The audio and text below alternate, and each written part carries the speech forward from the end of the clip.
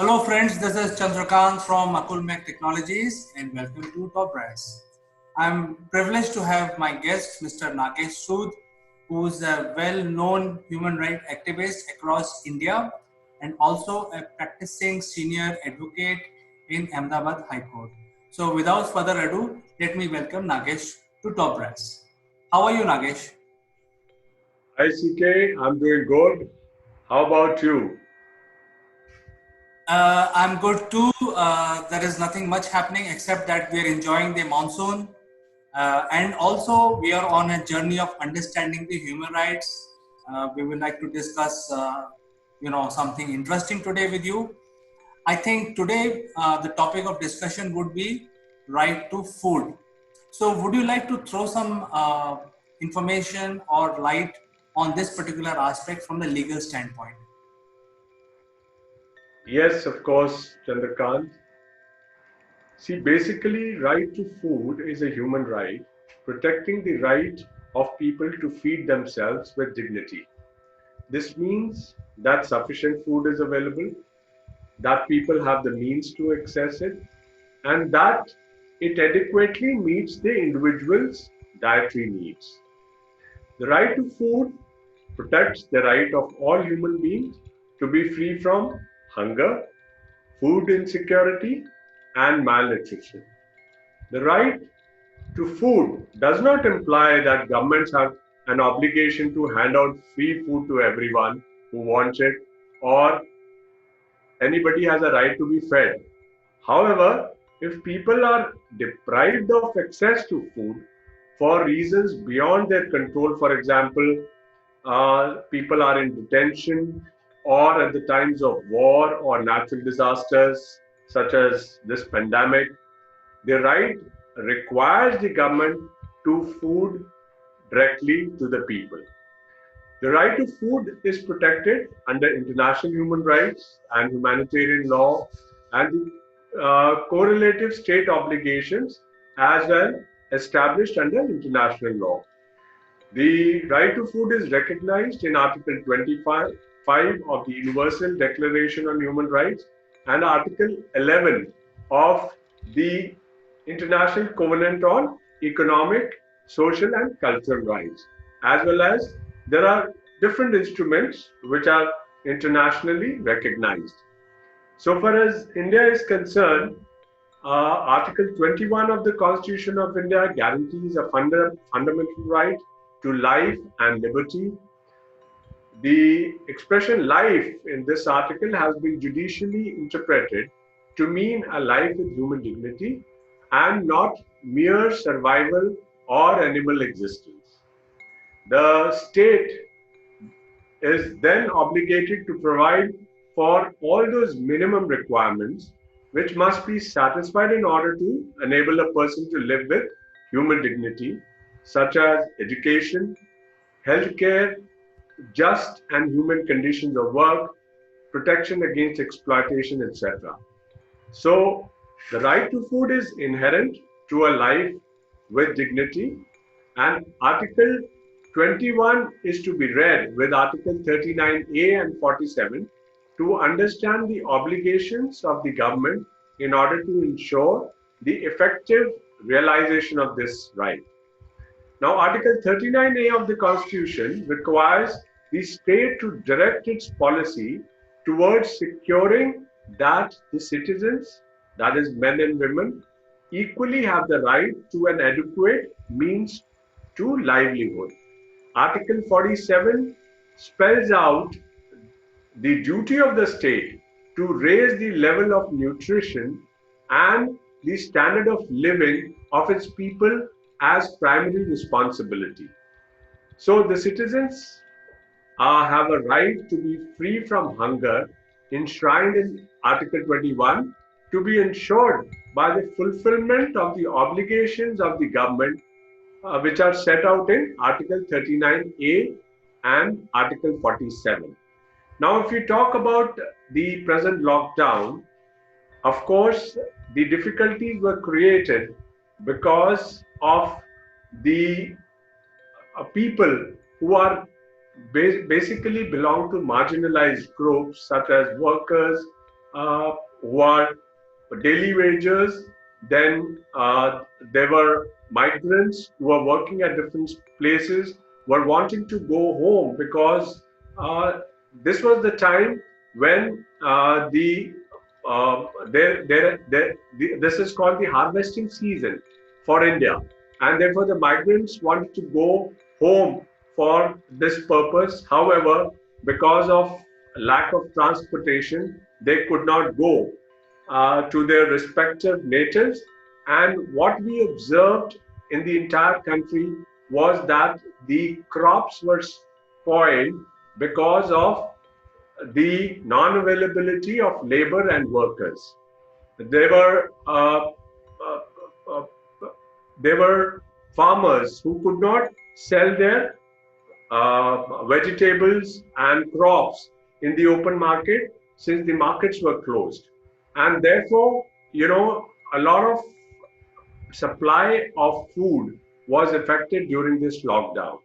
Now, to kind of deal with that, the Kerala was the first state which started free ration for about 1 month to people who are below poverty lines, and later on, that supply was also given to people from all sections of society, and food kits consisting of different items were distributed after 8th of April.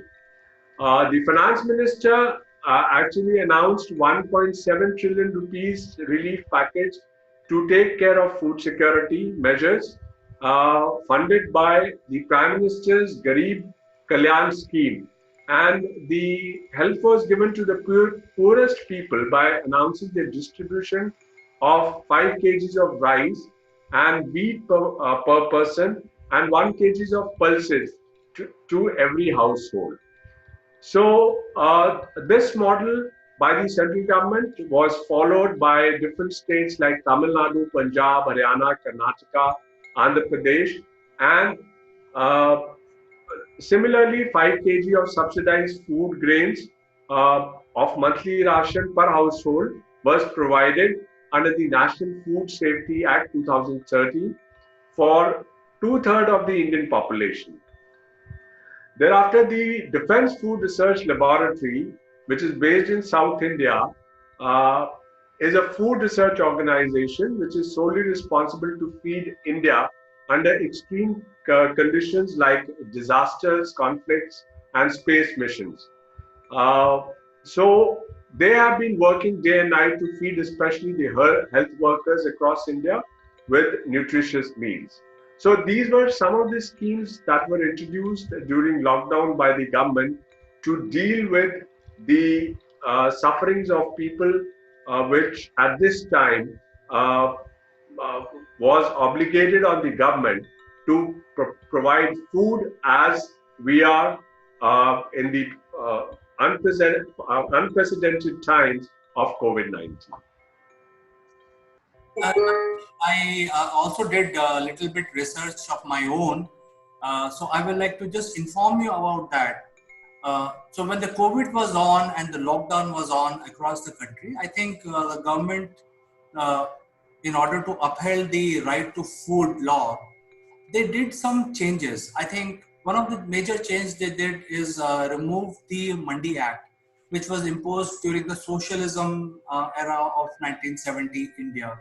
So they got rid of the Mandi Act and they opened the market so that the farmer, like for example, you mentioned that the farmers were not able to sell their produce. So government ensured that farmer is free to sell his produce at whatever price he wants is suitable to whoever he wants. In fact, the India was in such a state earlier that the farmer from one farmer cannot sell his produce to another farmer. They were barred to do that. So all that is gone now.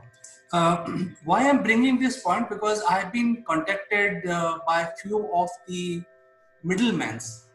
As you know, Nagesh, we are in business consulting business, and because of this removal of the Mandi Act, the people who are actually selling at the mandi, that means they were getting produced from farmers and then selling it to consumers, are suddenly feeling out of job, and they have become very, very rich. So some of these guys have contacted me by looking at my website, and they are now saying what we should do now. So, the things are totally changed.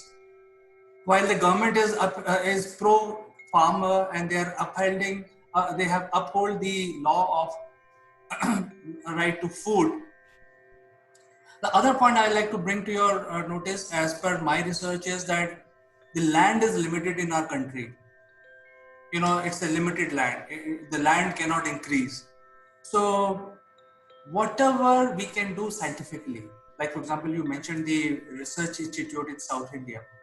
Whatever we can do, we can predict the rains, we can modify genetics, we can do water harvesting in a proper way and all that.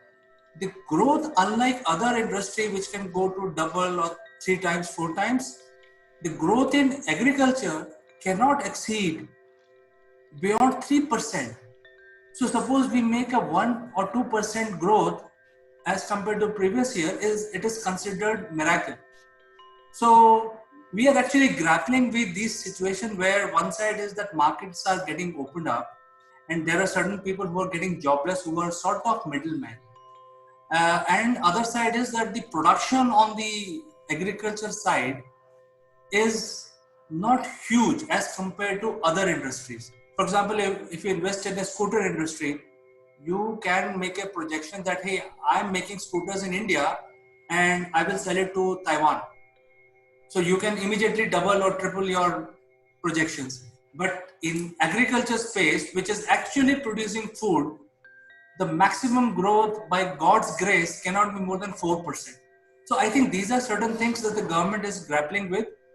And why I'm bringing these two critical points, so that you can then talk about the food security bill that government has brought in and how humongous the task is, considering these limitations or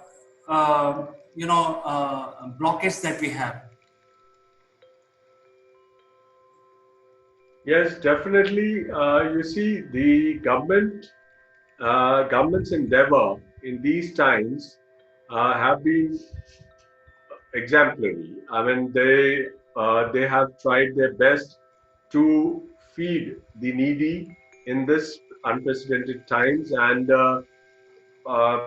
it has opened up with a lot of schemes. As you said, that the certain systems have been abolished because of the fact that people were not able to get access to the produce, or the farmers were not able to sell their produce in the markets. Now, the system, which has been there since a long time, saw a change because of the fact that people were unable to have the access to these markets, and also that due to the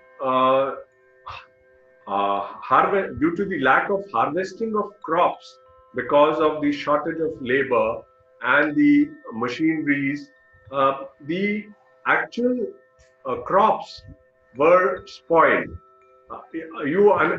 We understand this position that the government has an excess of food grains with them.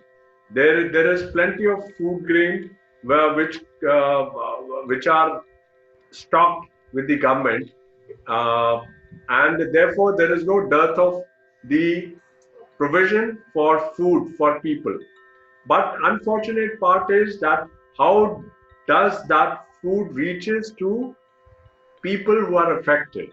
So that system needs to be improvised. That system needs to be, thought about, so that in times like this, the food what is available, which is in plenty. We have a good harvesting season last year, and even this year we could have had a good harvesting season, but for the fact that the harvesting could not take place, but for the fact the produce, vegetables, etc., could not reach the market, the supply chain got disconnected.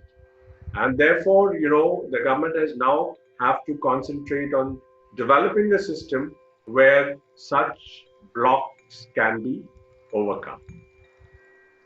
Nagesh, I think I've heard that the government has also started the e-market. I don't know what it's. I think it's called eNAM or something, which is a portal where they can start finding the client. But I think the challenge today is that the things are happening very rapidly. While the food security bill is there, in fact, the food security bill that Indian government has started is the free rationing till November end. Like you mentioned, that 5 kg of rice per person and pulses, etc., given to 800 million people from starting from February to November. Now, feeding so many people, 800 million is equal to 2.5 times the population of the European Union. So it's a Yeah. very huge, Yes. it's a huge program. At the same time, the farmers are facing an issue where they are suddenly exposed to this new marketplace, because earlier they knew whatever meager amount they will get because the amounts were fixed. Now the amounts are not fixed. So they have to learn to adapt to the new ways. That means finding new marketing strategies, finding new clients, how to sell. Even though eNAM is there, but they have to be taught how to use it. So I think the farmers are doing their job. I feel the government is also doing their job, but there is a need for somebody who can handhold these people and make use of these technologies. So I think that is where we are in terms of food security that we have in India. Absolutely. I absolutely agree that, of course, the system is in place, but how to make effective use of the system is what we need to work on. Definitely, there are programs which are there in place by the government to look into the shortfalls or shortcomings we had during this pandemic, that how well we can distribute the food to large number of people. We already have a PDS system in place, but to cater to such a huge population, it's a humongous task. And how well we can do it, we need to have some time. We need to have some more technology, which is more friendly to people who are not used to it so far. And therefore, this is how we can develop the system after this experience, what we have gone through. I think there is opportunity for people who are actually working in the as a middleman is to reinvent themselves and become trainer for the farmers and helping them sort of a sales guys to help them sell their produce in a different way. So I think the opportunities are also opening up. People have to now think very fast and smart. So I think that is where we are, even in the area of agriculture. So it is great pleasure talking to you, understanding the legal side of the whole thing, Nagesh. It is my personal pleasure learning from you. Absolutely. It is actually mutual. So we are sharing our experience. So there's nothing what is being taught, but it's a conversation which is simplified to understand what things are and how best we can use them. So it is wonderful being with you, Chandrakant. So look forward to explore some new things tomorrow. Thank you very much. Thank you, Nagesh. And tomorrow we will discuss some other aspects around the human rights. So until then, Absolutely. bye bye. Bye. You take care. Thank you. Bye.